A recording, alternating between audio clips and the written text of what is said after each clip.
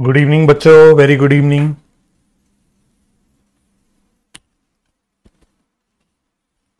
बच्चों आप सभी को मेरी ऑडियो आ रही है क्या? एक बार मुझे ऑडियो चेक दे दो। मुझे एक बार ऑडियो वीडियो चेक दे देना बच्चों, सभी बच्चे।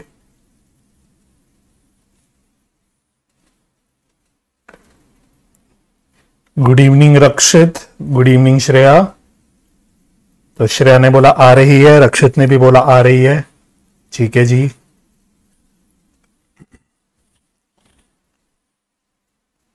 ठीक है, ऑडियो वीडियो ओके है, बोल दिया। Good evening Siddhi, very good evening.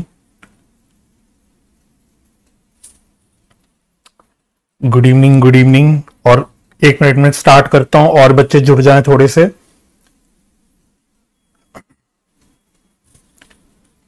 तो अब तक मुझे बताओ क्या हालचाल है आप लोगों के,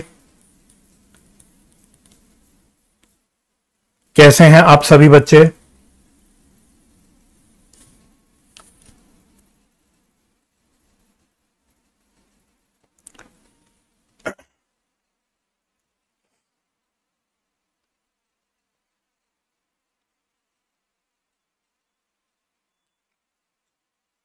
तो और बच्चे भी एक बार अपने मैसेजेस दे दीजिए जो बच्चे ऑनलाइन आ गए हैं, ताकि मुझे पता लग जाए कि आप सभी तक मेरी आवाज, मेरी वीडियो प्रॉपर जा रही है। Very good evening Rajveer, good evening सभी बच्चों को।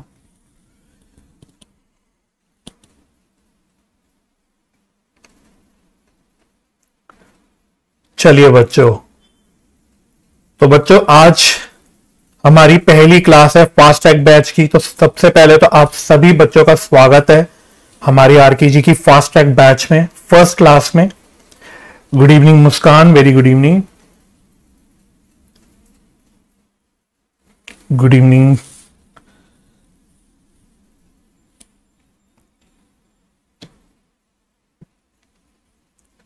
तो आप सभी बच्चों का हार्दिक स्वागत है फास्ट ट्रैक बैच में।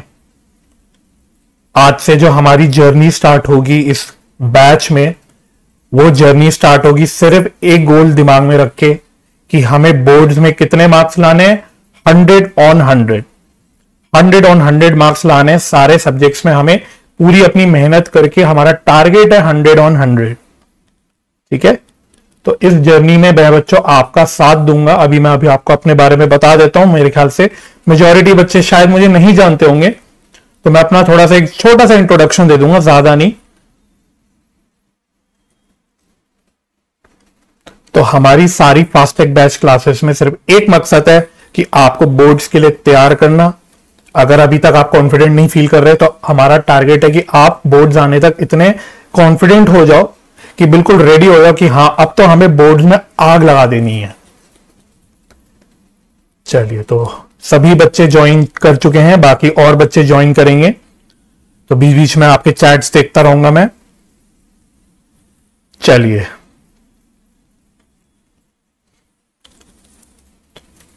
तो बच्चों पहले मैं अपना आपको इंट्रोडक्शन दे देता हूं, जो बच्चे स्पेशली मुझे नहीं जानते उन बच्चों के लिए, और नहीं जानते होंगे वो तो मेरे को पता ही है।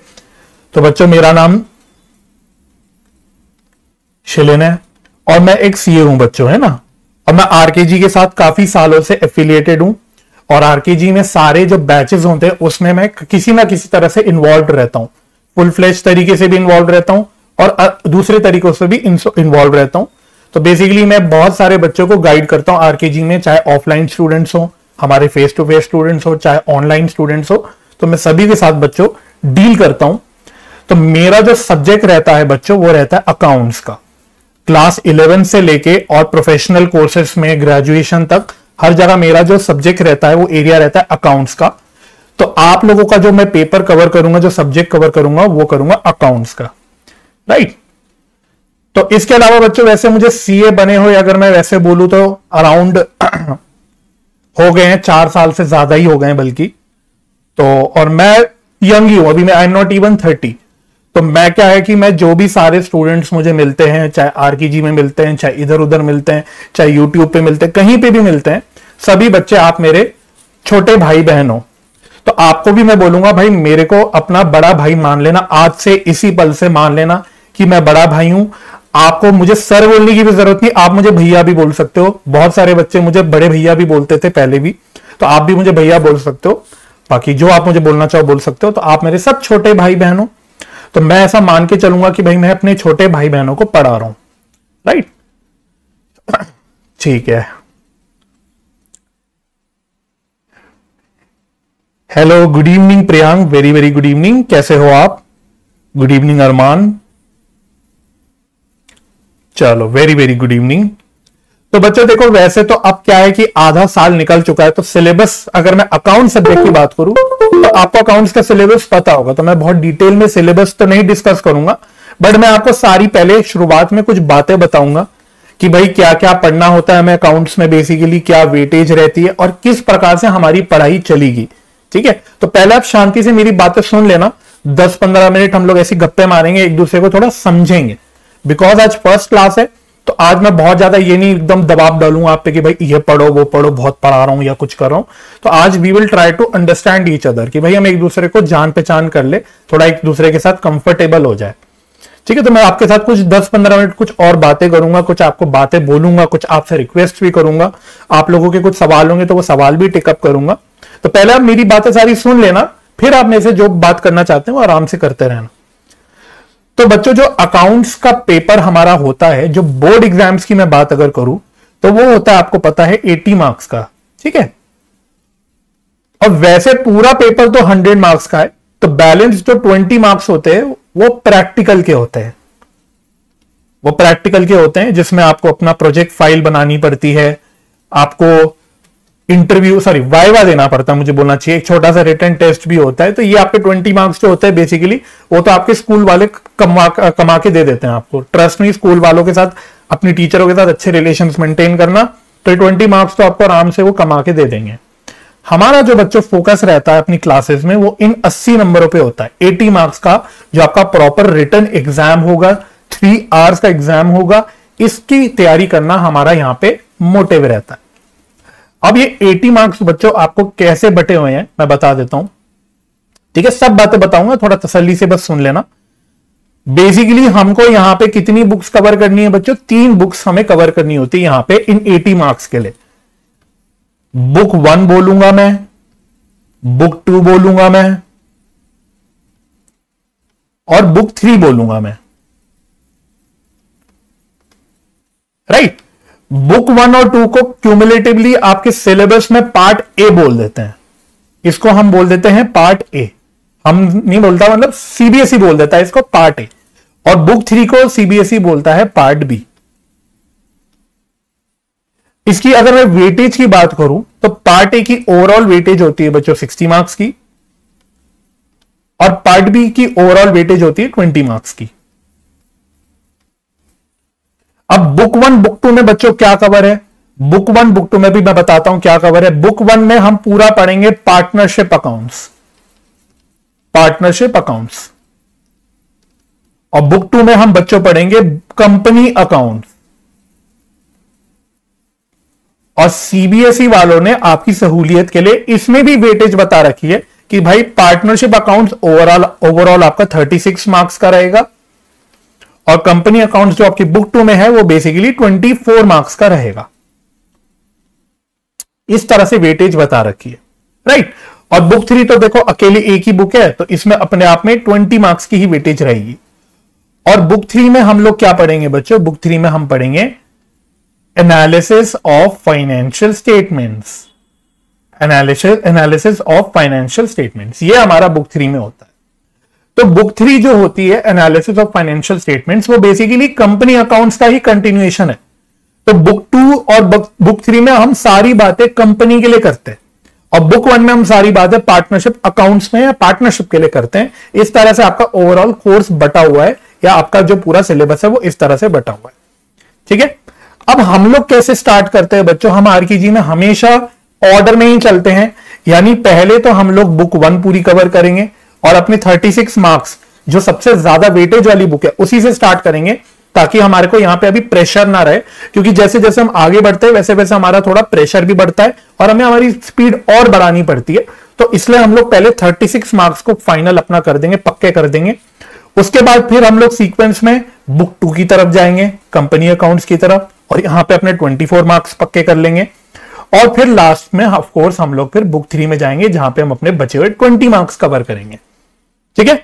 हाँ, बुक 2 और बुक 3 में एक हाथ 2 जगह पे इंटर रिलेशन होता है, इंटरलिंकिंग होती है, तो वो चीजें हम अकॉर्डिंगली फिर बुक 3 में ही पढ़ते हैं। तो बुक 2 में 1-2 चीजें हमें स्किप करनी पड़ती है जो हम बुक 3 से ही कवर करते हैं।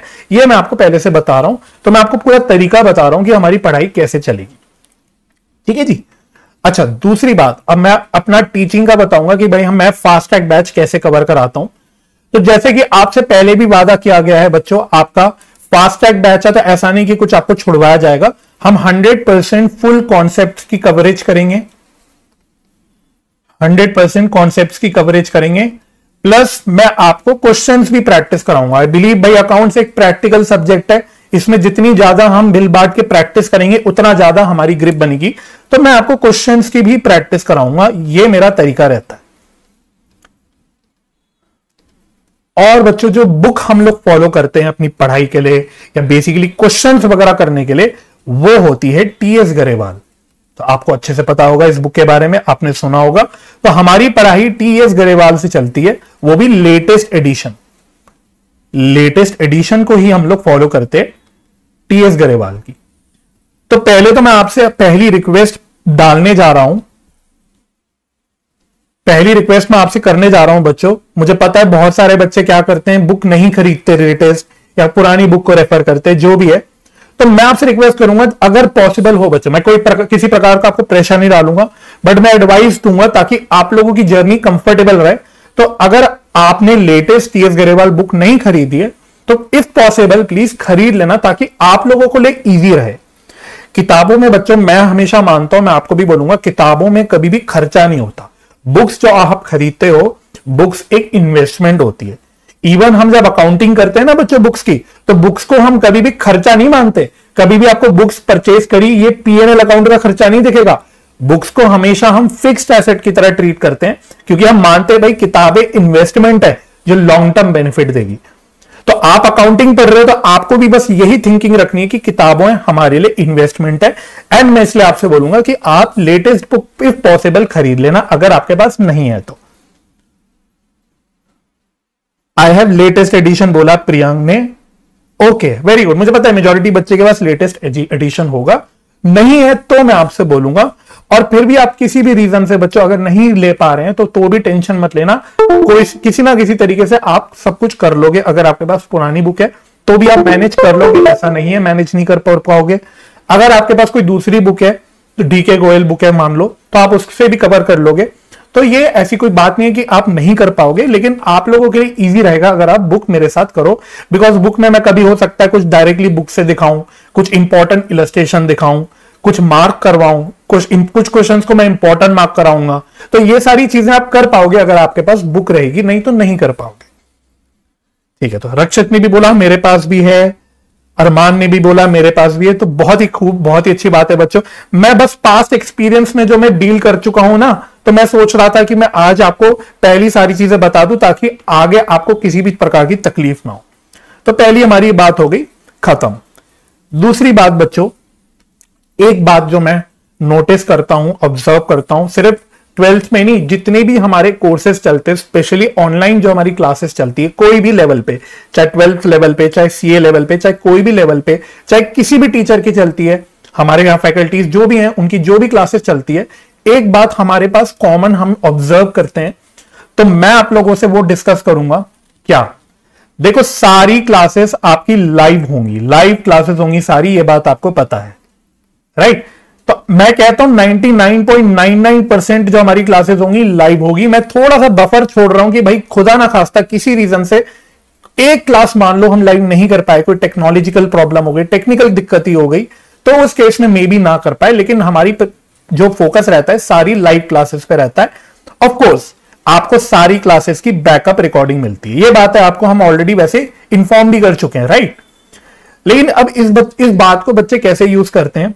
बच्चे स्टार्टिंग में लाइव क्लासेस में आएंगे, फिर वो क्लासेस अटेंड करना छोड़ देंगे, फिर वो बोलेंगे अरे हमारे पास रिकॉर्डिंग तो आ रही है, तो हम क्यों ना बाद में रिकॉर्डिंग से ही देख लेंगे।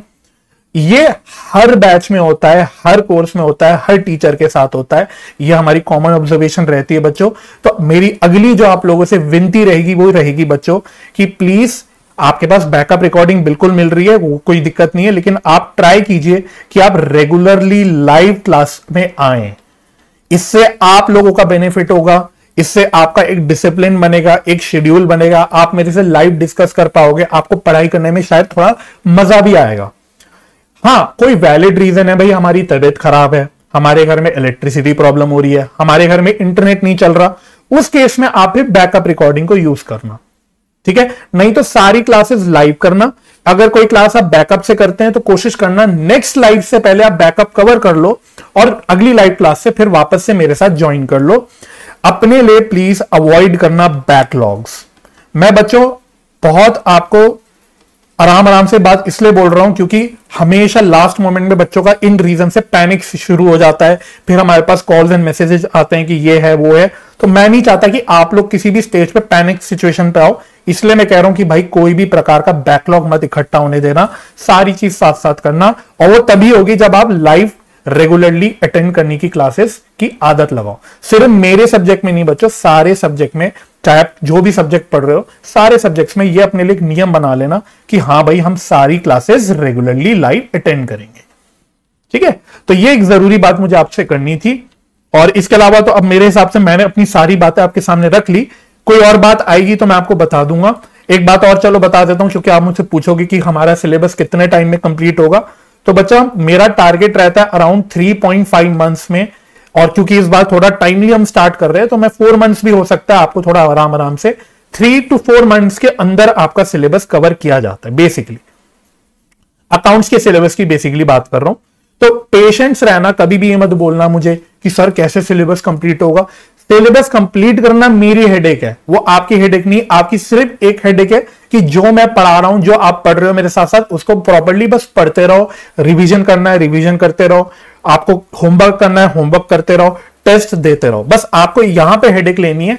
सिलेबस कब कंप्लीट होगा, कौन सी डेट पे कंप्लीट होगा, ये सारी हेडेक मेरी है, आपकी नहीं है, ठीक है। तो कभी भी इस टेंशन में आना मत कि भाई सिलेबस कैसे खत्म होगा, इससे आपका क्या होगा, माइंड डिस्ट्रैक्ट होगा, राइट। तो ये सारी बातें करनी थी। इसके अलावा बच्चों शेड्यूल तो आपको पता ही है, हमारी अकाउंट्स की क्लासेस का जो शेड्यूल है वो मंडेज, वेडनेसडेज एंड फ्राइडेज को है।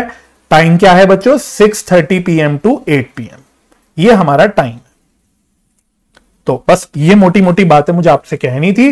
अब अगर आप मुझसे कोई बात करना चाहते हो तो बिल्कुल आराम से कर सकते हैं।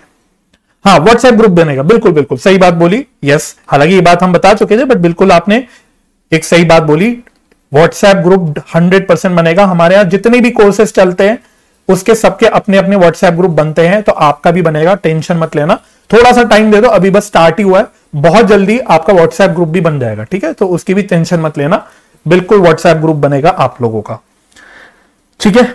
और कोई आप अगर मेरे से बात करना चाहते हो, आप मेरे बारे में कुछ पूछना चाहते हो या कुछ और अपनी मन की बात बोलना चाहते हो तो बोल सकते हो।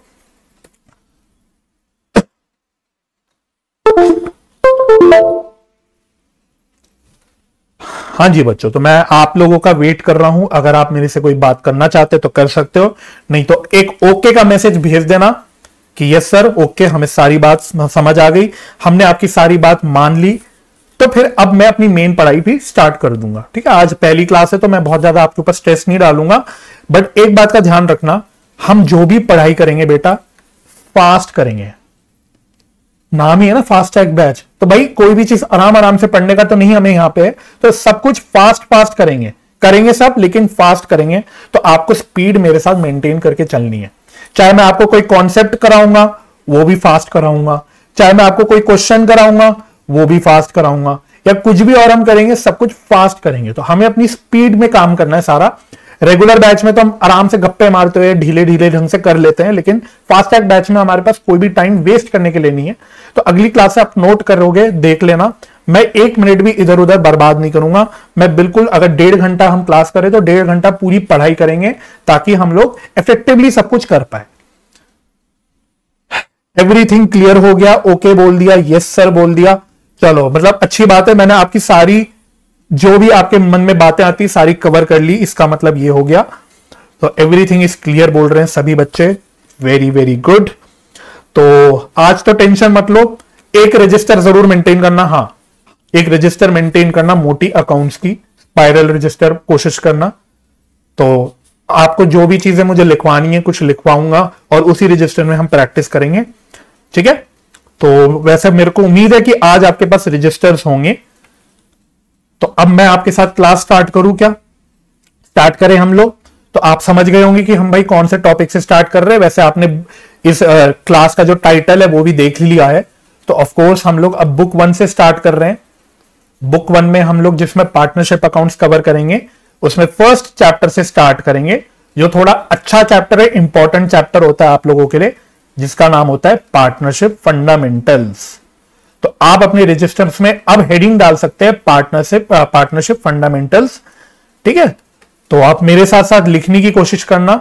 अगर कोई चीज आप नहीं लिख पाते तो घबराना मत, सारी क्लासेस के बाद मेरी कोशिश रहेगी, कोशिश क्या हो ही जाएगा, मैं जो भी प्रिंट आउट है, जो भी पीडीएफ है क्लास नोट्स का, वो सब मैं आपको शेयर कर दूंगा, ठीक है। अगर कोई चीज आप नहीं लिख पाए या नहीं लिखना चाहते साथ साथ तो आप बाद में भी उसको कर सकते हो, ठीक है। तो आप फटाफट से हेडिंग डालो पार्टनरशिप फंडामेंटल्स, ठीक है। तो वह फटाफट से एक बार डिस्कस करते हैं कि यहां पे पार्टनरशिप का मतलब क्या होता है। What do you mean by partnership, है ना। तो देखो, दो दोस्त है मानो, एक दोस्त का नाम है रामू, दूसरे दोस्त का नाम है शामू। दोनों दोस्त सोचते हैं कि एक काम करते हैं, हम मिलके साथ हाथ मिला के एक बिजनेस की शुरुआत करते हैं। हम मिलके एक बिजनेस की शुरुआत करते हैं और उस बिजनेस में जो भी प्रॉफिट्स कमाएंगे, भाई बिजनेस होगा तो प्रॉफिट्स होंगे, आप समझते हो। तो यहां पे जो भी प्रॉफिट्स कमाएंगे हम मिल बांट के इसको, इन प्रॉफिट्स को खाएंगे, यानी इन प्रॉफिट्स को हम लोग मिल बांट के शेयर करेंगे। क्लास 11th में हम ऐसी चीज नहीं पढ़ते थे। क्लास 11th में अकेला एक व्यक्ति बिजनेस करता था, उसको हम सोल प्रोप्राइटरशिप बोलते थे। अब यहां पे हम पार्टनरशिप बोल रहे हैं। सोल प्रोप्राइटरशिप जो पढ़ना था आप क्लास 11 में पढ़ चुके, अब 12th में आपको नहीं पढ़ना। 12th में जो हम पहले पढ़ेंगे वो पढ़ेंगे, दो या दो से अधिक व्यक्ति जब हाथ मिला के एग्रीमेंट में एक बिजनेस कैरी करते हैं और जिस बिजनेस के फिर वो प्रॉफिट्स भी आपस में मिल बांट के खाते हैं, उसको हम बोलते हैं बच्चों पार्टनरशिप। सिंपल, इसको हम क्या बोलते हैं? Partnership, right. अच्छा, अब सोल प्रोप्राइटरशिप में जो बिजनेस के ओनर होते थे उनको हम प्रोप्राइटर बोलते थे, अगर आपको याद हो। अब पार्टनरशिप में जो बिजनेस के ओनर है, रामू भी बिजनेस का ओनर है इसका और शामू भी बिजनेस का ओनर है। तो इन इंडिविजुअल ओनर्स को बच्चों हम यहां पे बोलते हैं पार्टनर्स। तो शामू भी पार्टनर है, रामू भी पार्टनर है, ठीक है। और ये जो पार्टनरशिप में बिजनेस काम किया जाता है या चलाया जाता है, इसके लिए एक एंटिटी बना दी जाती है। जैसे सोल प्रोप्राइटर भी अपने आप में एक एंटिटी होती है, इसकी भी एक एंटिटी बना दी जाती है। इस एंटिटी को हम बोलते हैं पार्टनरशिप फर्म। तो मैंने आपके साथ दो तीन चीजें डिस्कस कर ली। एक कि पार्टनरशिप होता क्या है, दो पार्टनरशिप में बिजनेस कैरी आउट किया जाता है, एग्रीमेंट में कैरी आउट किया जाता है और उसके प्रॉफिट शेयर किए जाते हैं। दूसरा, जो पार्टनरशिप में व्यक्ति होते हैं उनको हम बोलते हैं पार्टनर्स। और अगली बात, लास्ट बात, जो एंटिटी होती है उसको हम बोलते हैं पार्टनरशिप फर्म। इस फर्म का एक नाम होता है, जैसे हमारा और आपका नाम है वैसे इस फर्म का भी नाम होता है, उसको हम बोलते हैं फर्म नेम। उसको हम बोलते हैं फर्म नेम, ठीक है बच्चों, राइट। तो उसको हम क्या बोलते हैं? Firm name. तो फॉर एग्जांपल मैंने बोला रामू और शामू है, तो उन्होंने बोला भाई हम अपनी फर्म का नाम रखेंगे RS एंड कंपनी। तो ये क्या हो गया? ये फर्म का नाम हो गया, ठीक है। तो इसको हम बोलते हैं पार्टनरशिप। तो अगर ये बात समझ आ गई तो इसी बात को लिख लेते हैं मिलके। तो लिख लो मेरे साथ साथ, पार्टनरशिप क्या होता है।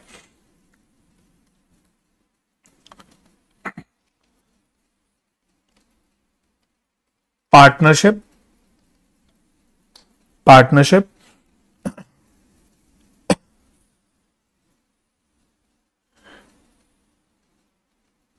is the relation between two or more persons, दो या दो से अधिक व्यक्ति,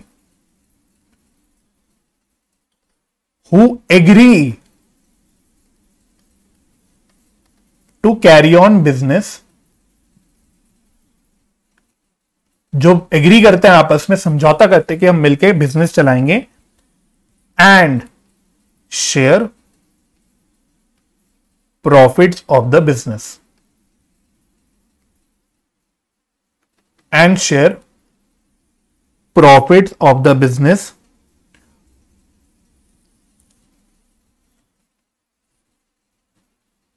business is carried on by all or any one of them acting for all.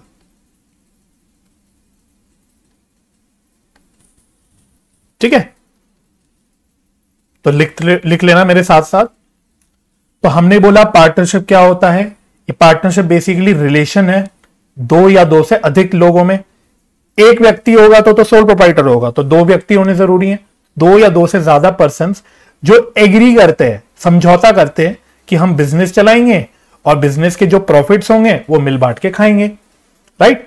अब अगला पॉइंट जो है ये काफी इंपॉर्टेंट पॉइंट है, तो ये फिलहाल आप लिख लेना। जब भी पार्टनरशिप का मीनिंग लिखना हो हमेशा ये पॉइंट आपके पास होना चाहिए, लेकिन इस पॉइंट का मीनिंग अभी मैं थोड़ी देर बाद समझाऊंगा कि ये क्या लिखा। अभी आप बस इसको लिख लेना, ठीक है। तो जब मैंने ये लिखा तो एक पॉइंट और लिखो इसमें, अगला point, nature of partnership. Partnership का क्या नेचर होता है। Nature of partnership,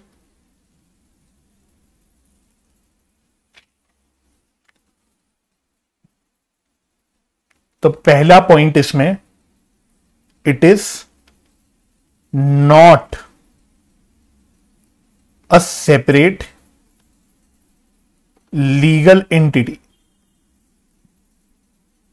it is not a separate legal entity. इसके ब्रैकेट में लिख लो unlimited liability. Unlimited liability of partners, ठीक है। नेक्स्ट बुलेट पॉइंट में लिख लो, नेक्स्ट बुलेट पॉइंट में लिखना, it is a separate business entity from accounting point of view. From accounting point of view, accounting point of view से ये एक separate business entity होती है, ठीक है। तो हमने बोला बच्चों कि कानून की नजरों में, लीगल का मतलब क्या होता है, कानून समझ लो। तो कानून की नजरों में पार्टनरशिप जो होती है, पार्टनरशिप फर्म्स होती है, वो सेपरेट लीगल एंटिटी नहीं होती। नॉट पे फोकस करना। इसका मतलब यह है कि कानून कहता है कि जो पार्टनर्स हैं उनकी अनलिमिटेड लाइबिलिटी है। क्या आप लोगों को अनलिमिटेड लाइबिलिटी का मतलब पता है? किसी बच्चे को अनलिमिटेड लाइबिलिटी का मीनिंग क्लियर है? किसी बच्चे को पता है? कोई बताना चाहेगा मेरे को?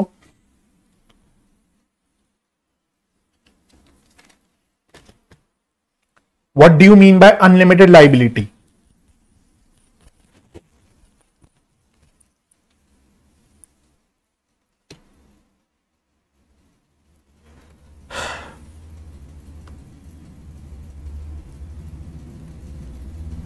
चलो मैं बताऊं अनलिमिटेड लाइबिलिटी का मतलब क्या होता है। देखो मैं बताता हूं कि कल को अगर फर्म है, लिखना मत, बस समझ लेना, फर्म के पास अपने पास जो पैसा पड़ा है, कैश में, जिस भी फॉर्म में एसेट्स पड़े हैं, मानो अगर कल को इन एसेट से अपनी लाइबिलिटीज ये नहीं चुकता कर पाते, भाई मेरी 1 करोड़ रुपए की लाइबिलिटी थी लेकिन मेरी फर्म में सिर्फ 80 लाख रुपए के एसेट्स थे, तो जाहिर सी बात है जब मेरे पास 80 लाख के एसेट है तो मैं 1 करोड़ की पूरी लाइबिलिटी पे नहीं कर सकता।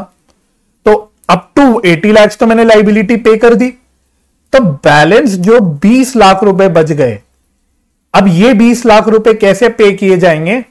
ये अब पार्टनर्स पे करेंगे अपने पर्सनल एसेट से, अपने पर्सनल एसेट से, तो इसको हम बोलते हैं अनलिमिटेड लाइबिलिटी ऑफ पार्टनर्स।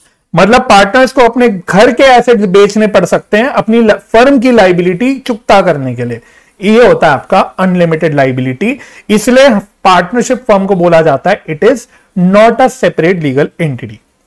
लेकिन अकाउंटिंग के पॉइंट ऑफ व्यू से, अब बचपन में क्लास 11th में एक बिजनेस एंटिटी कॉन्सेप्ट पढ़ते थे, तो अकाउंटिंग में तो हम लोग अकाउंटिंग के कॉन्सेप्ट्स लगाएंगे, और अकाउंटिंग का जो कॉन्सेप्ट होता है बिजनेस एंटिटी कॉन्सेप्ट, वो कोई भेदभाव नहीं करता किसी बिजनेस में। वो तो कहता है भाई देखो, अकाउंटिंग के नजरों से बिजनेस या पार्टनरशिप का जो फर्म है वो अलग है और उसके पार्टनर्स अलग हैं। तो अकाउंटिंग के पॉइंट ऑफ व्यू से सारी जो अकाउंटिंग होगी हमारी, आगे जितनी भी अकाउंटिंग होगी, उसमें तो ये मान के अकाउंटिंग की जाएगी कि भाई जो फर्म है वो एक सेपरेट एंटिटी है, पार्टनर्स अलग है, फर्म अलग है। ये मतलब होता है, क्योंकि यहां पे आप लिख सकते हो that is business entity concept, जो हम बचपन में पढ़ा करते थे। ठीक है, तो ये नेचर होता है जो थोड़ा सा इंपॉर्टेंट है, यहां से एमसीक्यूज बन सकते हैं।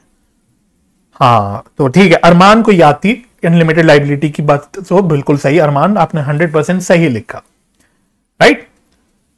चलो नेक्स्ट पॉइंट, नेक्स्ट हेडिंग डालो, साथ साथ लिखते रहना।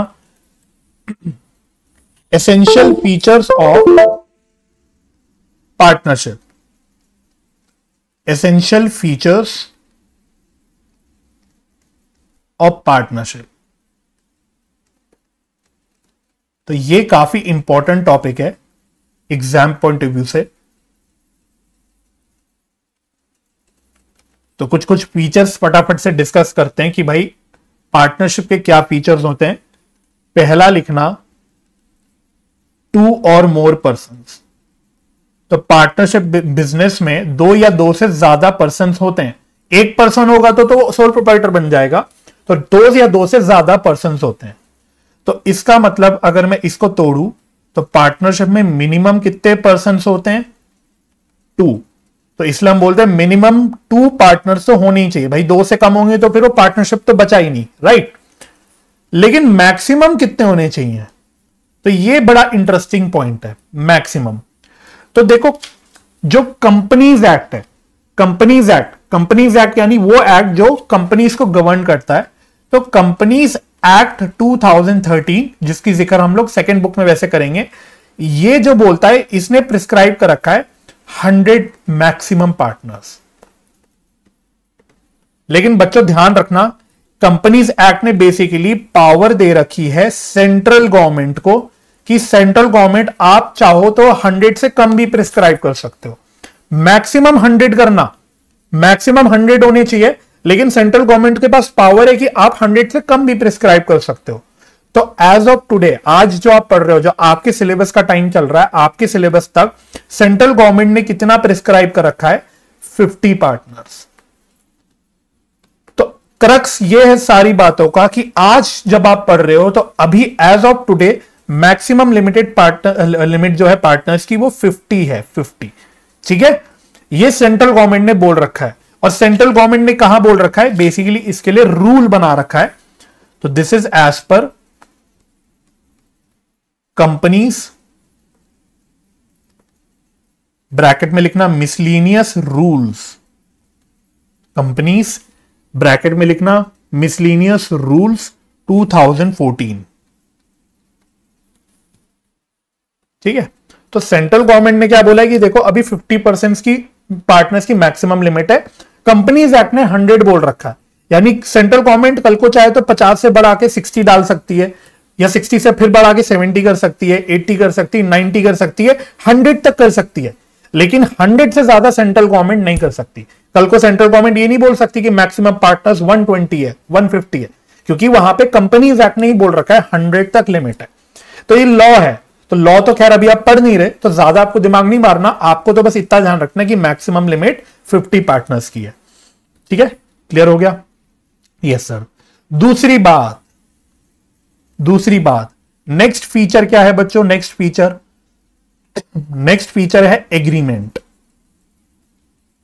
यानी पार्टनर्स के बीच में एग्रीमेंट होना चाहिए। बिना एग्रीमेंट के कोई भी बिजनेस नहीं चलेगा। भाई पार्टनरशिप होने के लिए एग्रीमेंट जरूरी है। रामू और शामू ने अगर बिजनेस स्टार्ट किया पार्टनरशिप में, तो उनके बीच में एग्रीमेंट होना जरूरी है। हाँ, वो अलग बात है कि ये एग्रीमेंट ओरल भी हो सकती है या रिटन भी हो सकती है। यहां पे कोई रूल नहीं है कि भाई सारी एग्रीमेंट लिखित फॉर्म में होने चाहिए। एग्रीमेंट बोलचाल में भी हो सकती है कि हमने और आपने बोला मिलके कि हम एक पार्टनरशिप में बिजनेस चलाएंगे, तो वो ओरल एग्रीमेंट भी ओके है, और नहीं तो रिटन एग्रीमेंट तो चलती ही है। अगर पार्टनरशिप एग्रीमेंट रिटन फॉर्म में होती है तो उसको हम बोलते हैं पार्टनरशिप डीड। ठीक है, तो जिसकी चर्चा करेंगे हम लोग पार्टनरशिप डीड। अगर रिटन फॉर्म में एग्रीमेंट है उसको हम बोलते हैं पार्टनरशिप डीड। हालांकि कोई कंपलसरी नहीं है, एग्रीमेंट ओरल भी हो सकती है। ठीक है, तीसरी बात लिखो, प्रॉफिट शेयरिंग। प्रॉफिट शेयरिंग, तो देखो प्रॉफिट शेयरिंग हमारी डेफिनेशन में जो लिखा हमने ऊपर, पार्टनरशिप का जो डेफिनेशन लिखा उसमें ही हमने लिखा प्रॉफिट शेयर करने की बात। तो यानी कि वैलिड पार्टनरशिप के लिए, सही पार्टनरशिप के लिए प्रॉफिट शेयरिंग जरूरी है। लॉसेस अंडरस्टूड है, लॉसेस भी शेयर होंगे, ये अंडरस्टूड है। लेकिन जो कानून है, कानून ने जो लिखा हुआ है, जो टेक्निकल डेफिनेशन है, उसमें प्रॉफिट शेयरिंग की बात होती है। लेकिन लॉसेस की शेयरिंग अंडरस्टूड है कि भाई ठीक है, प्रॉफिट शेयर होंगे तो लॉसेस भी शेयर होंगे। ठीक है, तो ये तीसरी बात हो गई। चौथी बात है लॉफुल बिजनेस। लॉफुल बिजनेस, तो पार्टनरशिप तभी है जब हम बिजनेस कर रहे हैं। हम ये नहीं बोल सकते कि हम मिल बांट के सोशल वेलफेयर का काम करेंगे, हम लोग कुछ सोशल एक्टिविटी करेंगे, पब्लिक वेलफेयर के लिए काम करेंगे। पार्टनरशिप में बिजनेस करना है भाई, हमें मुनाफे कमाने के लिए काम करना है। और बिजनेस ऐसा वैसा नहीं, कल को मैं बोलूं कि चलो पार्टनरशिप में कोकेन का बिजनेस करेंगे, गांजे का बिजनेस करेंगे, कुछ और इस तरह के बिजनेस करेंगे। बिजनेस लॉफुल होना चाहिए, लीगल होना चाहिए, अनलॉफुल बिजनेस नहीं होना चाहिए। तो बिजनेस भी होना जरूरी है और उस बिजनेस का लॉफुल होना भी जरूरी है। ये चौथी बात हो गई। दूसरी मतलब पांचवी बात जो आपकी है, पांचवी बात क्या है? पांचवी बात सबसे इंपॉर्टेंट बात है, जो ऊपर भी लिखी थी, मैं दोबारा लिख रहा हूं। Business carried on by all, carried on by all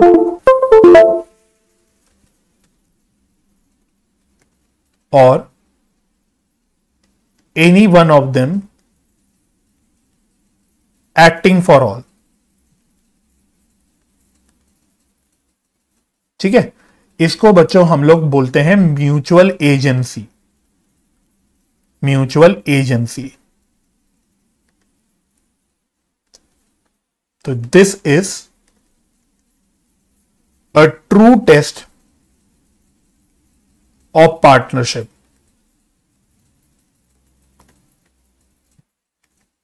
ठीक है, तो इस पॉइंट में मैं थोड़ा सा आपके साथ चर्चा करूंगा, इस पॉइंट को थोड़ा इलैबोरेट करूंगा। इसमें इसका सिंपल मीनिंग में मतलब यह है कि पार्टनर जो है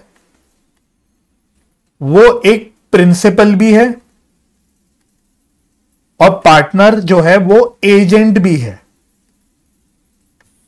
ठीक है, इसका मतलब यह होता है, अगर मैं ऊपर वाली ही एग्जाम्पल की फिगर्स या एग्जाम्पल ऊपर का कंटिन्यू करूं, मैंने बोला था रामू और शामू ने मिलकर बिजनेस स्टार्ट किया था पार्टनरशिप में। ठीक है, उन्होंने मिलकर बनाई थी पार्टनरशिप और उन्होंने पार्टनरशिप में बिजनेस स्टार्ट किया था। तो मान लो रामू कोई एक्ट करता है, रामू एक्ट करता है ऑन बिहाफ ऑफ फर्म। वो कहता है कि मैं पार्टनरशिप फर्म के बिहाफ पे एक्ट कर रहा हूं। तो इस एक्ट से शामू जो है, जिसका इस एक्ट से वैसे कोई लेना देना नहीं था, लेकिन ये एक्ट शामू की तरफ भी बाइंडिंग होगा। मतलब शामू ये नहीं कह सकता कल को कि रामू ने जो काम किया, जो एक्ट किया, वो मेरे को नहीं पता, उससे मेरा कोई मतलब नहीं। नहीं, रामू ने जो काम किया उस एक्ट से शामू भी बाउंड हो गया। भाई शामू को मानना पड़ेगा कि हां, हमारी फर्म के तरफ से ये एक्ट हुआ। सिमिलरली उल्टा भी है, अब शामू जो एक्ट करेगा उस एक्ट से रामू भी बाउंड है और फर्म भी बाउंड है। यानी रामू और शामू दोनों एक दूसरे के एजेंट भी हैं और दोनों अपने आप में प्रिंसिपल भी है। प्रिंसिपल और एजेंट समझते हो ना, राइट? तो पार्टनर्स के बीच में जो रिलेशनशिप होती है वो कह सकते हो प्रिंसिपल और एजेंट की रिलेशनशिप होती है। इसको हम बोलते हैं म्यूचुअल एजेंसी, ठीक है? तो एक पार्टनर अगर कोई एक्ट कर रहा है फर्म के बिहाफ पे, तो सारे पार्टनर्स उससे बाउंड हो गए, भाई उनको माननी पड़ेगी बात। सिमिलरली दूसरा पार्टनर अगर एक्ट कर रहा है तो उस एक्ट से पहला पार्टनर भी बाउंड हो गया। तो सारे पार्टनर्स एक तरह से फर्म को भी रिप्रेजेंट कर रहे हैं और पार्टनर्स को भी रिप्रेजेंट कर रहे हैं, वो एक दूसरे के रिप्रेजेंटेटिव्स हैं। इसको हम बोलते हैं म्यूचुअल एजेंसी। तो अगर आप ये लाइन पढ़ोगे, इस लाइन का अब आपको शायद मीनिंग क्लियर होगा। Business carried on by all, चाहे तो सारे पार्टनर्स मिलकर बिजनेस करें तो बहुत बड़ी बड़ी बात है, अच्छी बात है। और any one of them acting for all, Shamu चाहे तो घर बैठ सकता है, बोल सकता है कि रामू तू पार्टनरशिप की तरफ से बिजनेस कर, मैं तो कुछ काम नहीं करूंगा, तो भी रामू जो काम करेगा उस काम से शामू बाउंड हो जाएगा। तो यह मतलब होता है म्यूचुअल एजेंसी का, business carried on by all और any one of them acting for all, ठीक है? और इसको हम बोलते हैं ट्रू टेस्ट ऑफ पार्टनरशिप। तो ये काफी इंपॉर्टेंट फीचर होता है किसी पार्टनरशिप का। क्लियर हो गई? यहां तक सारी बातें क्लियर हो गई?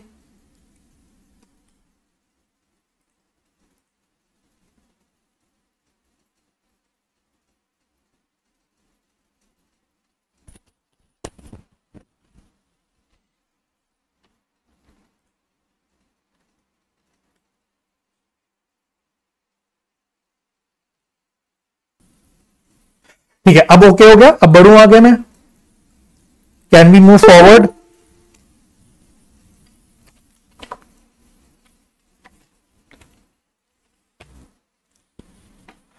अब बढ़ जाए आगे।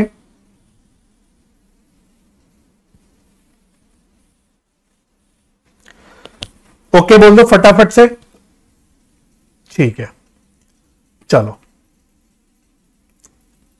नेक्स्ट हेडिंग डालना,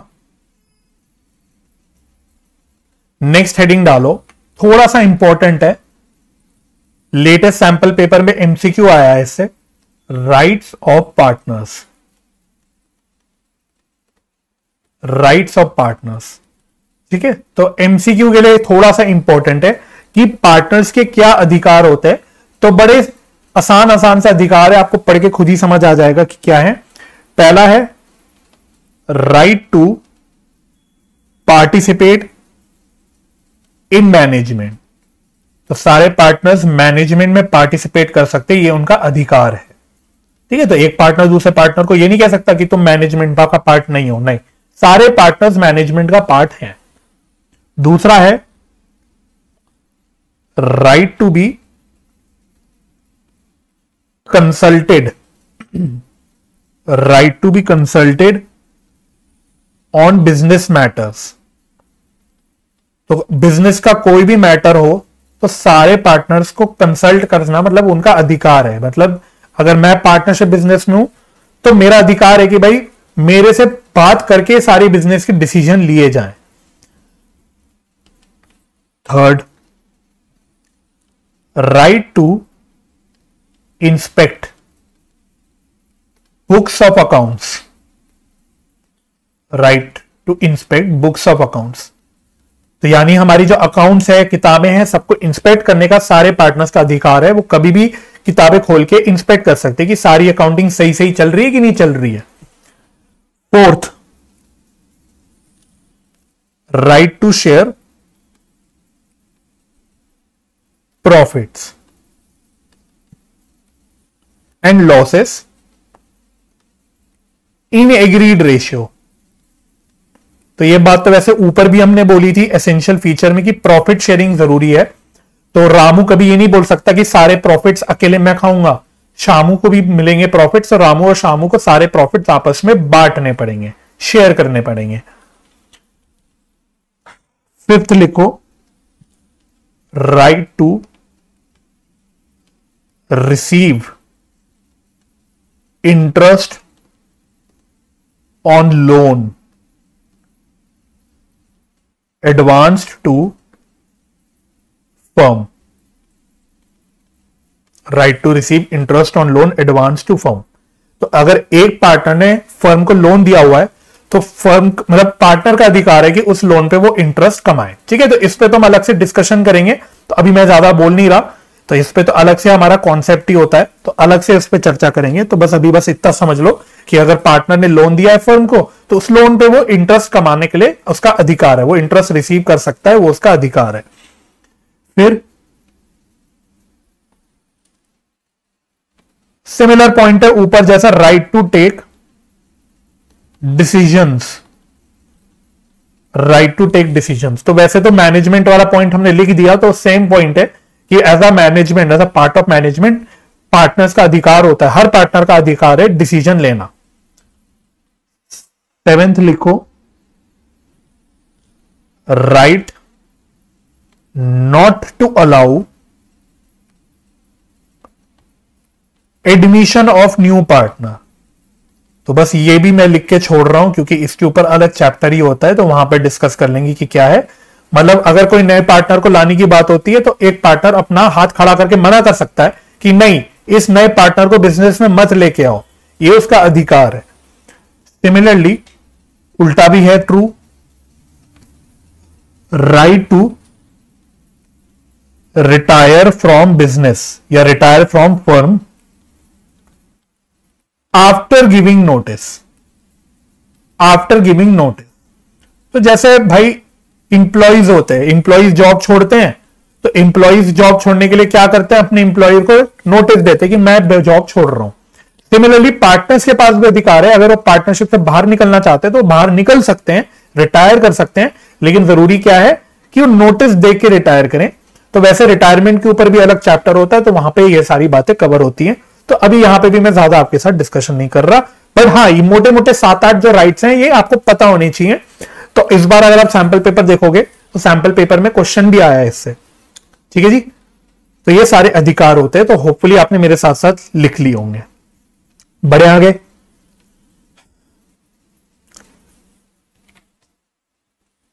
अब मुद्दे की चर्चा शुरू करनी है मेरे को, मुद्दे की चर्चा शुरू करेंगे आज की। अभी तो हम इधर उधर की ज्यादा बातें कर रहे थे, अब मुद्दे की चर्चा शुरू करेंगे। तो नेक्स्ट मेन कॉन्सेप्ट है पार्टनरशिप डीड का, पार्टनरशिप डीड। तो वैसे इसकी चर्चा ऊपर भी हमने करी थी, अब थोड़ी और डिटेल में चर्चा करेंगे पार्टनरशिप डीड। एक बार थर्ड पॉइंट रिपीट कर लो। ओके, थर्ड पॉइंट रिपीट करना है, आई बिलीव इसमें रिपीट करना है, राइट टू इंस्पेक्ट वाला, ये वाला पॉइंट कह रहे हो मेरे ख्याल से, राइट। तो देखो, बुक्स ऑफ अकाउंट्स मतलब मेरी अकाउंटिंग हो रही है ना, अकाउंटिंग कर रहे हैं हम लोग। तो फर्म में किताबें मेंटेन हो रही है भाई, जर्नल है, लेजर्स है ना। अकाउंटिंग में क्या होता है, बुक्स ऑफ अकाउंट्स में इतने सारे जर्नल्स होते हैं, परचेज बुक होती है, सेल्स बुक होती है, कैश बुक होती है, फिर इतने सारे लेजर्स होते हैं। तो इसकी कुल मिला के हम इनको बोलते हैं बुक्स ऑफ अकाउंट्स। तो हर पार्टनर के पास बच्चों अधिकार होता है कि वो कभी भी किताबों में से कोई भी खोल के, मैं बोलता हूं मुझे लेजर खोल के चेक करना है कि सारे लेजर में सब कुछ सही सही है कि नहीं, मुझे जर्नल खोल के देखना है, मुझे परचेज बुक देखनी है कि सारी परचेजेस आ रही है कि नहीं आ रही है, सारी अकाउंटिंग सही सही हुई है कि नहीं, रिकॉर्डिंग सही हुई है कि नहीं, लेजर में पोस्टिंग सही हुई है कि नहीं। तो हर पार्टनर का इसको इंस्पेक्ट करने का अधिकार होता है, ये पॉइंट था। ठीक है, तो अब क्लियर हो गया point Sonali, I hope point अब आपको समझ आ गया होगा। ठीक है, चलो जी, तो पार्टनरशिप डीड की बात करेंगे अब हम। पार्टनरशिप डीड क्या होता है, तो पार्टनरशिप डीड अभी मैंने थोड़ी देर पहले बताया था कि it is a written partnership agreement, written partnership agreement. तो अगर मेरी जो पार्टनरशिप की एग्रीमेंट है वो लिखित फॉर्म में है तो उसको हम बोल देते हैं पार्टनरशिप डीड। इस एग्रीमेंट में क्या लिखा होता है, which contains all terms and conditions of partnership. ठीक है, तो बच्चों ये जो पार्टनरशिप डीड होती है ये एक लीगल डॉक्यूमेंट होता है, it is a legal document. Legal document होने का मतलब जो भी एग्रीमेंट है ये लीगली वैलिड है, ये लीगल डॉक्यूमेंट में आता है। और सारे पार्टनर्स इस पे साइन करते हैं, साइंड बाय ऑल पार्टनर्स। ठीक है, तो पार्टनरशिप एग्रीमेंट है, रिटन फॉर्म में है, एक लीगल डॉक्यूमेंट है जो सारे पार्टनर्स साइन करते हैं।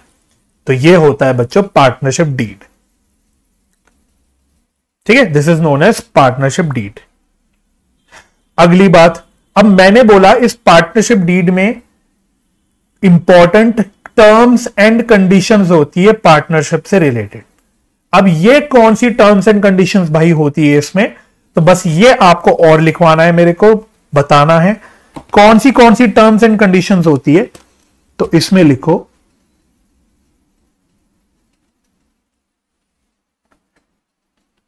Partnership deed contains following terms. अब ध्यान रखना ये टर्म्स की मैं खाली एग्जांपल्स दूंगा, कोई पूरी लिस्ट नहीं लिखवाऊंगा भाई। टर्म्स कितनी भी हो सकती है, उसकी मैं कोई पूरी लिस्ट नहीं बनवा सकता, तो बस कुछ एग्जांपल्स बताऊंगा कि भाई ये सारी चीजें होती है पार्टनरशिप डीड में। जैसे कि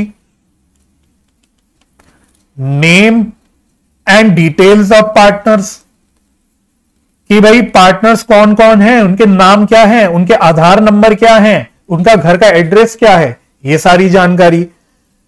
मैंने बोला था पार्टनरशिप फर्म होती है, उसका नाम होता है, तो नाम कहां पे लिखा जाएगा भाई, कहां पता लगेगा कि पार्टनरशिप का हमारी फर्म का नाम ये है। वो पार्टनरशिप डीड में देख के पता लगेगा कि अच्छा हमारी पार्टनरशिप फर्म का नाम ये है। और क्या सारी चीजें होती हैं, एड्रेस ऑफ हेड ऑफिस, कि भाई हमारे ऑफिस का एड्रेस क्या होगा, यह भी लिखा होगा। रजिस्टर्ड एड्रेस भी बोल सकते हैं इसको। फिर प्रॉफिट शेयरिंग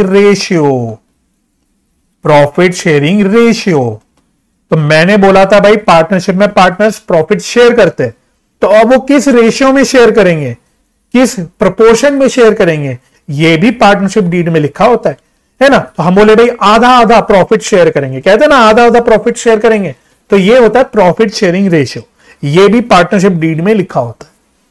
और क्या लिखा होता है,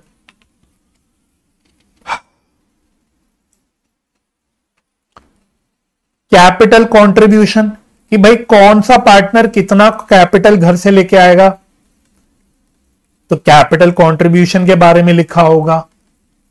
और क्या लिखा होगा भाई, जब पार्टनर्स कैपिटल देते हैं तो पता है उनके कैपिटल में उनको इंटरेस्ट भी मिलता है, जिसको हम बोलते हैं interest on capital. Interest on capital, तो ये भी लिखा होता है कि भाई इंटरेस्ट ऑन कैपिटल किस रेट पे अलाउ होगा, किस रेट पे दिया जाएगा। ठीक है, तो ये सब चर्चा आगे होगी, इसी के ऊपर हमारा पूरा चैप्टर पूरा चलेगा इन्हीं बातों पे। बट ये सारी बातें फिलहाल आपको जाननी चाहिए कि ये सारी चीजें डीड में लिखी होती है कि पार्टनर्स के कैपिटल में कितना इंटरेस्ट दिया जाएगा। सिमिलरली पार्टनर्स ड्राइंग्स करते हैं, तो उनकी ड्राइंग्स पे इंटरेस्ट चार्ज किया जाता है, पता है आपको ये बात, उनकी ड्राइंग्स पे इंटरेस्ट चार्ज किया जाता है। तो ये भी बताया जाएगा कि भाई किस रेट पे इंटरेस्ट जो ड्राइंग्स है उस पे इंटरेस्ट चार्ज किया जाएगा। कभी कभी पार्टनर्स को सैलरी वगैरह दी जाती है, जिसको हम बोलते हैं रेम्युनरेशन, तो ये भी बताया जाएगा पार्टनरशिप डीड में कि कौन से पार्टनर को कितनी सैलरी मिलेगी या नहीं मिलेगी, जो भी है।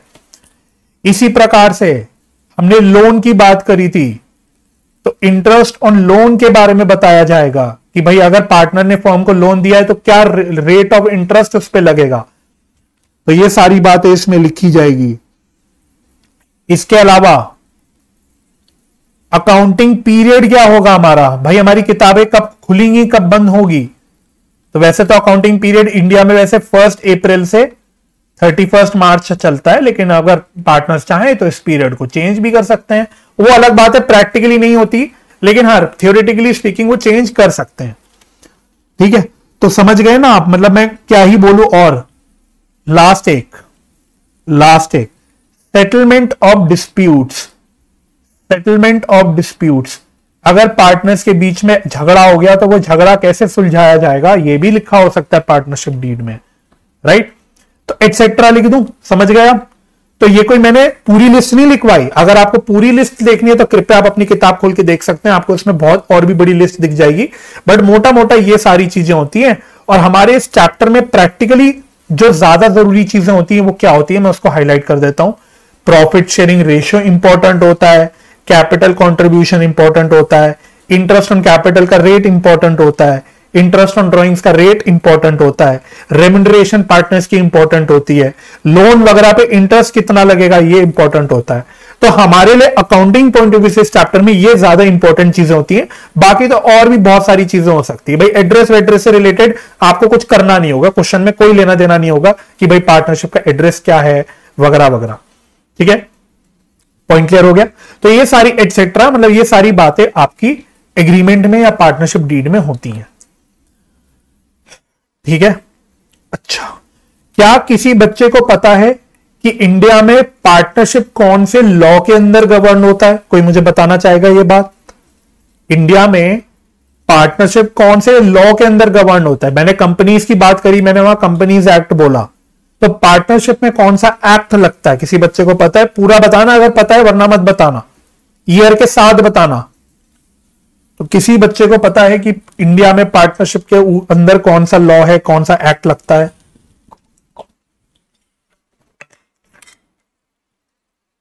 वेरी गुड, चलो, मतलब स्कूल में आपने कुछ कुछ पढ़ाई करी है, वेरी गुड। तो बिल्कुल सही बोला, इंडियन पार्टनरशिप एक्ट। ठीक है, तो स्टार डाल के लिख लेता हूं ये पॉइंट। तो इंडिया में जो पार्टनरशिप होता है वो गवर्न होता है, partnership is governed by Indian Partnership Act। Indian partnership act 1932। ठीक है, अब हेयर ऑनवर्ड्स इसको मैं शॉर्ट में बोल दूंगा आईपीए, तो आप समझ जाना कि मैं क्या बोल रहा हूं। Indian partnership act 1932। ठीक है, अब ये बात मैं आपको क्यों बता रहा था? इसी रीजन से बता रहा था क्योंकि अगला डिस्कशन वेरी इंपॉर्टेंट डिस्कशन है, बहुत इंपॉर्टेंट है। Rules to be followed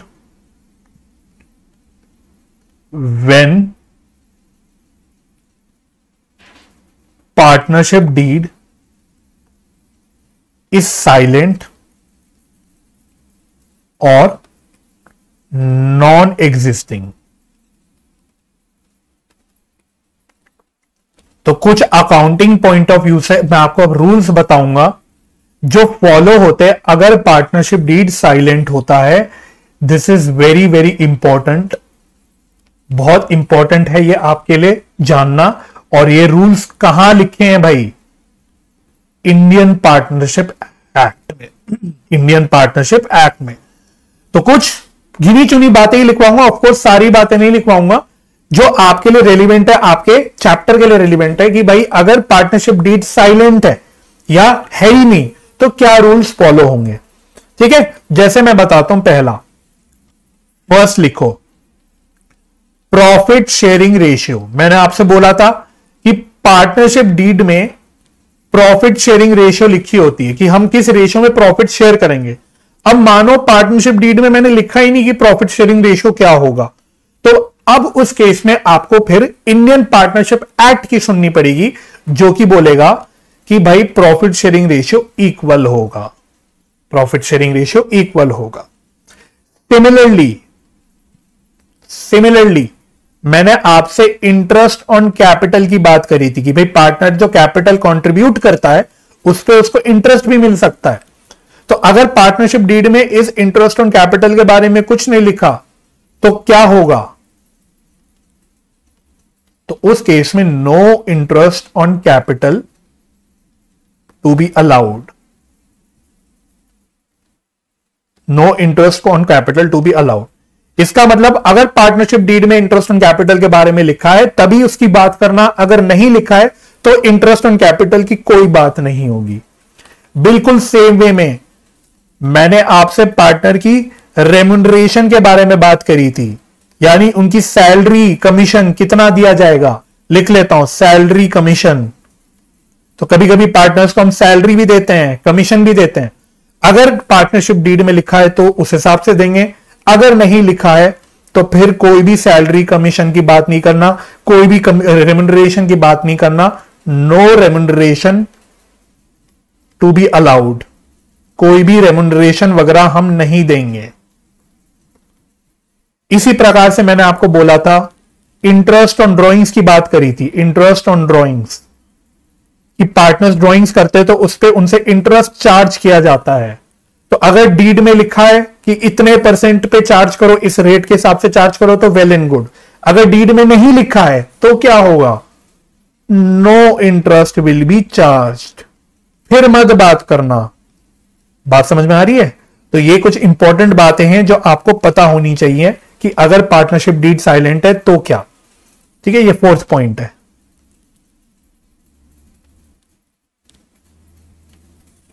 right, अगली बात, फिफ्थ बात, ये तो बहुत ही इंपॉर्टेंट है, इस पे तो मैं अलग से एक स्टार लगा देता हूं। तो यहां तो बच्चे अक्सर भूल जाते हैं, क्या?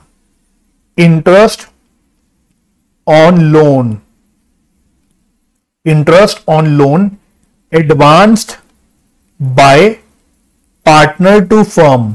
तो ध्यान से लिखना क्या लिख रहे हो। अगर किसी पार्टनर ने फर्म को लोन दिया हुआ है तो उस लोन पे पार्टनर कितना इंटरेस्ट लेगा। अगर डीड में लिखा है इतना परसेंट तो वेल एंड गुड, नहीं लिखा है तो बहुत जरूरी, इस केस में इंडियन पार्टनरशिप एक्ट ने बोल रखा है 6% पर एनम का रेट। ये रेट आपको लगाना पड़ेगा इंटरेस्ट ऑन लोन पे। ठीक है, लेकिन इस बात पे, एक बात पे ध्यान रख देना, जहां बच्चे गलती कर देते हैं, कभी उल्टा हो सकता है कि फर्म ने पार्टनर को लोन दिया हुआ है। तो मैं लिख देता हूं, interest on loan advanced by firm to partner, मतलब फर्म ने पार्टनर को लोन दिया हुआ है, उल्टा केस। तो इस पे कितना इंटरेस्ट होगा? तो यहां ध्यान रखना, no interest will be charged. तो बच्चे यहां पे गलती करते हैं, इसलिए मैं आपको लिखवा रहा हूं कि अगर पार्टनर ने फर्म को लोन दिया है तो उस लोन पे 6% का इंटरेस्ट होगा। अगर फर्म ने पार्टनर को लोन दिया है तो उस लोन पे कोई भी इंटरेस्ट की बात मत करना। पॉइंट क्लियर हो गया? तो ये सारे पॉइंट क्लियर है आपको? यस, 6%। तो ये बच्चों को याद भी था, लेकिन ध्यान रखना पर एनम, इसको मत भूल जाना, ये इंपॉर्टेंट वर्ड होता है पर एनम। ठीक है, क्लियर हो गई बातें? यस। अच्छा, अदर इंपॉर्टेंट पॉइंट्स, कुछ और इंपॉर्टेंट पॉइंट्स, फिर मेरी इंट्रोडक्टरी बातें खत्म हो जाएंगी। अदर इंपॉर्टेंट पॉइंट्स क्या हैं? सबसे पहला point, minor as a partner. Minor as a partner, तो माइनर कौन होता है हमारे देश में? माइनर किसको बोलते हैं? जिसकी एज लेस देन 18 ईयर्स की होती है, उसको हम बोलते हैं माइनर। तो सवाल उठा, क्या माइनर पार्टनर बन सकता है? क्या माइनर पार्टनर बन सकता है? तो यहां पे हमारे इंडियन पार्टनरशिप एक्ट ने बड़ी मजेदार बात कर रखी है, minor can be admitted only to the benefits of partnership, only to the benefits of partnership. वो भी कब? इफ ऑल द पार्टनर्स, अगर सारे पार्टनर्स एग्री कर जाएं, if all the partners agrees to it. तो ये एक इंपॉर्टेंट पॉइंट है कि क्या माइनर पार्टनर की तरह एडमिट हो सकते हैं? तो वो खाली बेनिफिट्स ऑफ पार्टनरशिप के लिए एडमिट हो सकते हैं। बेनिफिट्स बोले तो प्रॉफिट के लिए, लॉसेस के लिए नहीं भाई। लॉसेस में मत पकड़ लेना माइनर का गला कि लाओ लॉस भी दो। लॉस नहीं शेयर करेगा माइनर, उसको सिर्फ आप प्रॉफिट दे सकते हो। वो भी कब? जब सारे पार्टनर्स एग्री करते, सारे 100%, ऑल द पार्टनर्स जब एग्री करें तभी उनको बेनिफिट्स में एडमिट किया जा सकता है। ठीक है। अच्छा, दूसरी बात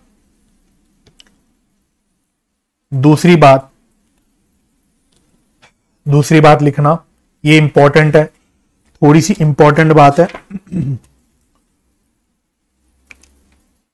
if a partner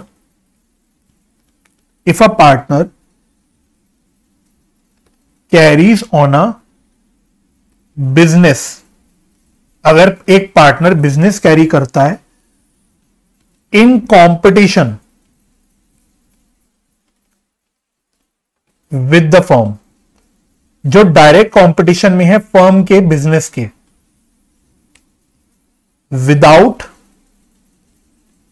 the consent of other partners.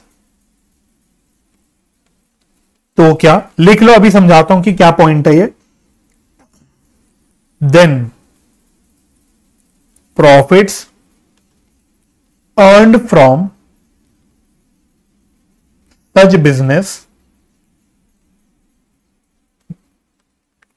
business will be paid to the firm। तो इस बिजनेस से जो भी प्रॉफिट्स कमाए वो फर्म को देना।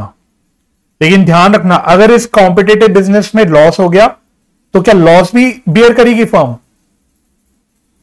नहीं, ठीक है। तो losses will be born bye partner only.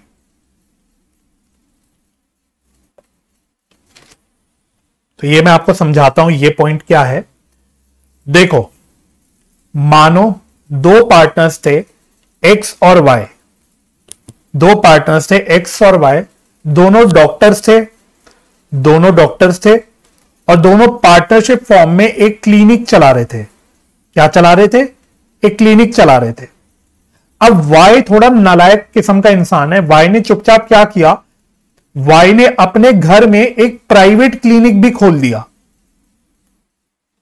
Y ने बोला कि मैं ना अपनी प्राइवेटली भी क्लिनिक चलाऊंगा, अपने घर के अंदर चलाऊंगा, बिना एक्स की अनुमति के। एक्स का कंसेंट नहीं लिया उसने, एक्स को नहीं बताया, बिना एक्स के कंसेंट के उसने एक अपना प्राइवेट क्लिनिक भी खोल दिया और उस प्राइवेट क्लिनिक से वो प्रॉफिट कमा रहा था। तो पार्टनरशिप एक्ट कहता है कि भाई रुक जाओ, अगर तुम ऐसी नालायकपंती करोगे, तुम डायरेक्ट कंपटीशन में बिजनेस चला रहे हो, जो तुम पार्टनरशिप फर्म में भी क्लिनिक चला रहे थे और अपना प्राइवेटली भी क्लिनिक चला रहे हो, यानी तुम अपनी फर्म के साथ ही कॉम्पीट कर रहे हो, तो भाई इस बिजनेस से जो भी प्रॉफिट आप कमाओगे वो आपको फर्म को पे करना पड़ेगा। ये बोलता है इंडियन पार्टनरशिप एक्ट। वहीं अगर मैं उल्टा बोलूं, मानो इस प्राइवेट क्लिनिक से वो लॉस में चला जाता है, वो प्रॉफिट नहीं कमा रहा, वो लॉस कमा रहा है, मतलब लॉस इनकर कर रहा है बोलना चाहिए, तो क्या ये लॉसेस भी फिर क्लिनिक या फर्म जो है वो बियर करेगी? ना, लॉस नहीं भाई, सिर्फ प्रॉफिट्स। लॉस तो फिर वाई को अपने आप ही बियर करना पड़ेगा। अगर आप तुम नालायकपंती कर रहे थे तो सजा तुम्हें मिलनी चाहिए। अच्छी बात हुई है, प्रॉफिट हुई है तो वो प्रॉफिट फर्म को दो, लेकिन अगर लॉसेस हुए तो वो तुम अपने आप बियर करो, वो फर्म को नहीं बियर करना। ये लिखा था आपने यहां पे, ठीक है।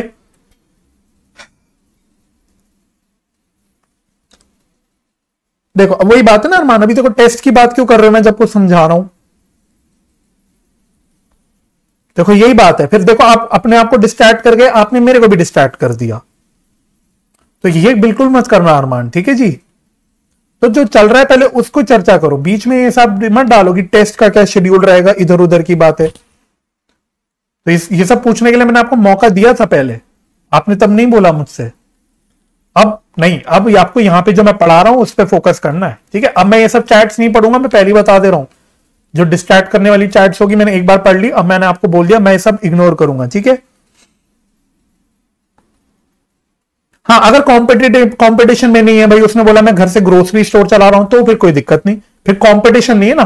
कंपटीशन होना जरूरी है, समझ गए, ठीक है। क्योंकि फ्रॉड कहां होगा? फ्रॉड तभी होगा जब कंपटीशन होगा। हो सकता है वाई बोले कि हमारी जो फर्म के पेशेंट्स है उनको मैं चुपचाप से उठा के अपनी प्राइवेट क्लिनिक में ले आऊंगा। तो ऐसी नालायकपंती नहीं करनी है आपको, ठीक है, गलत काम नहीं करना, समझ आ गई बात, ठीक है। इसी प्रकार का एक और पॉइंट है जो नालायकपंती से ही डील करता है। क्या है पहले लिखो, फिर वो भी बताता हूं। If a partner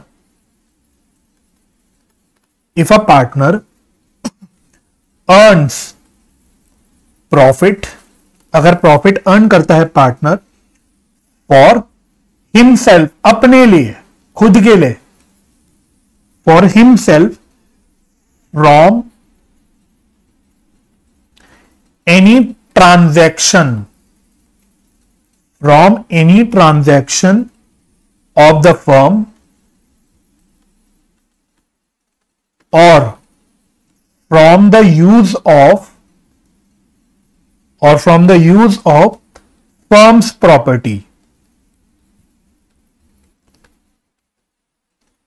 then such profits will be paid to the firm.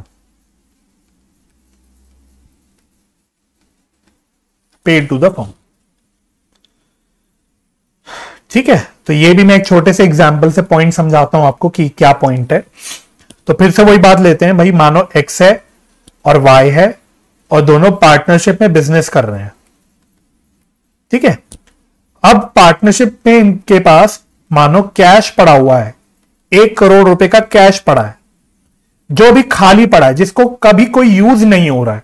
ठीक है, तो जरूरी थोड़ी फर्म के पास जो बैंक में पैसा है तो जरूरी थोड़ी कि वो सारा का सारा पैसा यूज हो रहा हो। मानो ये 1 करोड़ रुपए आइडल पड़े हुए हैं, इसका कोई इस्तेमाल नहीं हो रहा, तो वाई फिर से हमारा नालायक पार्टनर है। वाई क्या करता है, वाई चुपचाप से गल्ले में से 1 करोड़ रुपए निकालता है और अपने नाम से एक शॉर्ट टर्म इन्वेस्टमेंट खरीद लेता है। ठीक है, इस इन्वेस्टमेंट से मानो वो 1 महीने में मुनाफा कमा लेता है 10 लाख रुपए का, वो 10 लाख का प्रॉफिट कमा लेता है। ठीक है, तो वाई फर्म का 1 करोड़ रुपए लेके गया, उसने उसका अपने लिए खुद की इन्वेस्टमेंट खरीद ली और 1 महीने में उसने 10 लाख रुपए का प्रॉफिट कमा लिया। तो इस प्रॉफिट का क्या होगा, यहां भी इंडियन पार्टनरशिप एक्ट ने बोला है कि भाई अगर तुम ऐसे ये नालायकपंती करके प्रॉफिट कमाते हो तो ये प्रॉफिट भी आप किसको पे करोगे, ये भी फर्म को दिया जाएगा। This is what is known as, मतलब this is what is the liability, इसकी हम बात कर रहे हैं यहां पे। तो अगर कोई पार्टनर फर्म की कोई एसेट प्रॉपर्टी यूज कर रहा है या फर्म की कोई ट्रांजैक्शन के लिए अपने लिए प्राइवेटली अपनी पर्सनल कुछ बेनिफिट ले रहा है, कुछ पर्सनल प्रॉफिट कमा रहा है, तो वो प्रॉफिट भी किसको दिया जाएगा, पार्टनरशिप फर्म को ही दिया जाएगा। ठीक है, क्लियर हो गया पॉइंट। ठीक है, तो दिस पॉइंट इज क्लियर। तो ये पॉइंट हो गए, तो कितने पॉइंट्स हो गए, 3 पॉइंट्स लिखवा दिया आपको। फोर्थ पॉइंट एक नॉर्मल जनरल पॉइंट है, for day to day business decisions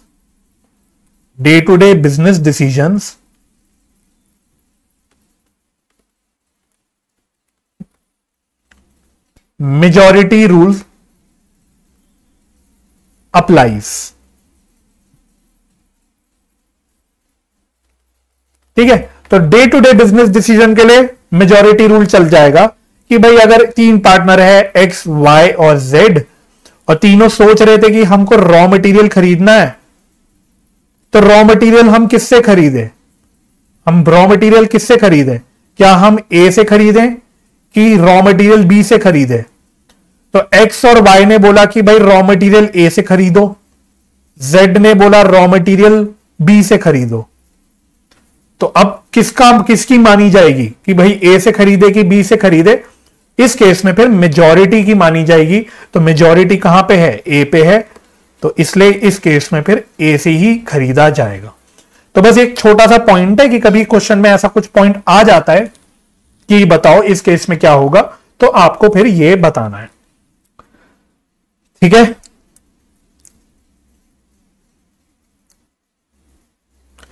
तो ये पॉइंट क्लियर हो गया, फटाफट से बताओ।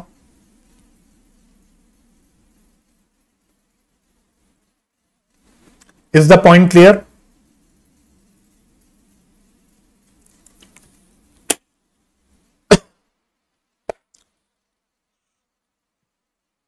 ठीक है, तो बस ये सारी इंट्रोडक्टरी बातें मुझे आपके साथ करनी थी। तो आज का लेक्चर बस इसी के लिए मैंने रखा था, ये सब बताने के लिए। तो आई होप सारी बातें आपको समझ आ गई होगी। आज हम इतना ही करते हैं, बाकी इसको हम फिर अगली क्लास में कंटिन्यू करेंगे।